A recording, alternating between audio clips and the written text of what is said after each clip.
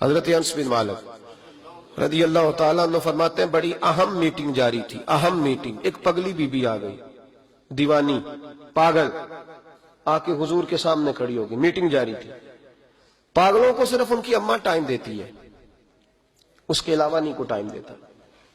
میں نے دیکھا ہے ماں اب نارمل بچے کو بھی کئی کئی گھنٹے سنبھالتی ہے، بلکہ زندگی اس کے ساتھ بتا دیتی ہے. 22 سال کے بچے کے پیمپر اماں بدلتی ہے، سوائے ماں کے، وہ بھی اللہ اگر توفیق دے تو، ورنہ کوئی قریب نہیں آتا. ایک اب نارمل بی بی. تھوڑا سوچئے گا، افسانہ نہیں سنا رہا، یہ افسانہ نگاری نہیں ہے، یہ وہ رنگ ہے جس کا سورج بھی گواہ ہے، جس کا چاند بھی گواہ ہے، جس کی یہ دھرتی گواہ ہے، آسمان گواہ ہے.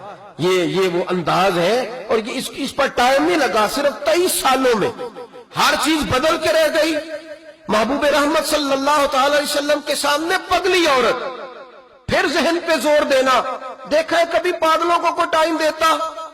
حضرت انس بن مالک رضی اللہ تعالیٰ عنہ کہتے ہیں پاگل بی بی آ کے کھڑی ہوئی، کہنے لگے یا رسول اللہ مجھے کوئی کام ہے. ڈھیروں لوگ بیٹھے تھے حضور کی بارگاہ میں. محبوب نے توجہ فرمائی، فرمایا کیا کام ہے؟ کہتے ہیں حضور نے کہا ہی تھا کیا کام ہے کہ اس کے قبیلے والے لوگ بول پڑے. کہنے لگے یا رسول اللہ یہ تو پگلی ہے، دیوانی ہے، ایسے ہی کرتی رہتی ہے، چھوڑے. کوئی ایسے غیر جو ہے وہ لفظ بھی نہیں تھے غیر محفوظ، حضور ایسے ہی کرتی رہتی ہے، دیوانی ہے. لیکن جناب انس بن مالک کہتے ہیں حضور علیہ السلام کو یہ لفظ اتنے برے لگے کہ میں نے چہرے پر آثار غضب دیکھے. محبوب کریم فرمانے لگے خاموش ہو جاؤ، تم سے بات کر رہی ہے کہ مجھ سے کر رہی ہے؟ تم میں سے کسی کو اس نے آواز دی؟ میرے پاس آئی ہے. لے کے پہلو میں غم امت نادار آئے، اور امتی کہتے ہوئے سرکار آئے. فرش والوں کے مقدر کا ستارہ چمکا، شور اٹھا کے غریبوں کے طرفدار آئے.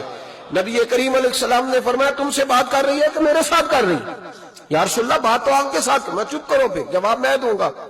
محبوب علیہ السلام اٹھ کے کھڑے ہوئے، فرمایا کیا بات ہے؟ کرو، پگلی ہے، زمانہ کہتا ہے پاگل ہے، کیا بات ہے؟ کہنے لگے حضور یہاں نہیں کرنی، میں نے اکیلے میں کرنی. حضرت انس کہتے ہیں حضور کو اکیلے میں لے گئی.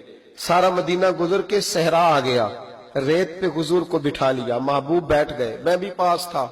کہتے ہیں اس نے اپنے دکھ چھیڑ دیے.